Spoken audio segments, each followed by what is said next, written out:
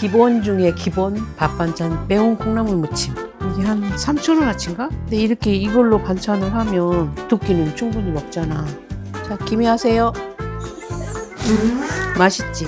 진짜 간단한데 또 맛은 괜찮아. 너무 간단해.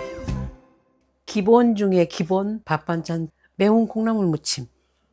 진짜 간단한데 또 맛은 괜찮아. 일단은 콩나물을 콩깍지가 없이 이렇게 깨끗하게 씻어야 돼요. 그리고 이제 일단 이거를 삶아서 식혀야 되니까 먼저 콩나물을 삶겠습니다. 얼마치죠? 한 500g, 600g 될 건데 3,000원어치인가? 콩나물, 숙주나물 이런 거는 싸요. 근데 이렇게 이걸로 반찬을 하면 한 두 끼는 충분히 먹잖아. 냄비에 이렇게 넣고 물을 자작하게 많이 부으면 콩나물에 맛있는 물이 빠져버리니까 콩나물 넣고 이 정도로 자작하게 넣고 이제 뚜껑을 덮고 콩나물 익을 때까지 기다려야 돼요. 콩나물은 근데 왜 뚜껑을 덮고 처음부터 열고 삶으려면 아예 열고 삶고 처음부터 뚜껑 덮으면 끓을 때까지 덮어야 돼요. 익기 전에 뚜껑을 열면 콩나물 비린내가 나. 그 이상하게 비린내가 나. 옛날에는 콩나물 키워서 먹었지.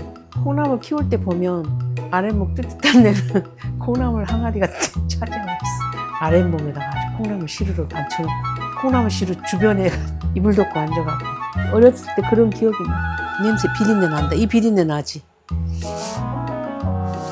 비린내 나는데 익으면 저 비린 맛이 없어지는데 저대로 뚜껑 열어보면 그 맛이 콩나물 있어. 그래서 맛이 없어. 근데 아까 비린내하고는 다르게 조금 고소한 냄새가 나죠. 아까는 줄기만 익으니까 비린내가 났고 지금 이제 대가리도 익은다는 얘기야. 이렇게 고소한 맛이 나. 이렇게 끓으면 이제 골고루 다 익었을 거 아니야. 이걸 건지니 빨리 건져서 식혀. 콩나물을 펼쳐서 밑에가 이렇게 바람 통하는 것에다 놓으면 더 잘 식어. 이렇게 얼개미 공기통 하는데 이렇게 놓는 거. 쭉 이제 선선한 데다 갖다 놓고 이제 콩나물 무침에 들어갈 야채 당근하고 부추만 넣고 할 거예요. 이게 콩나물을 고춧가루를 안 넣고 그냥 하얗게 무칠 거면 쪽파를 송송 썰어서 넣어도 돼. 근데 고춧가루를 넣으면 좀 지저분해진단 말이야. 그래서 쪽파 대신 부추를 조금 쓸 거야. 이 부추 길이도 살짝 콩나물 길이 정도로만, 그래서 한 3, 4cm 정도로. 엄마가 사는 부추는 좀 이렇게 예쁘게 생겼어? 우리 큰딸같이 생겼어. 그 다음 준비할 야채는 당근. 당근도 콩나물 길이 정도로 조금만 색으로 넣고 오니까 조금만. 이제 야채도 끝. 너무 간단하죠? 아까 이렇게 식혀놓은 콩나물이 이제 차갑게 식었어. 그럼 이걸 넣고 진짜 간단한 야채 넣고, 이거는 막 버무리면 풋내 나고 그러니까 조금 있다가.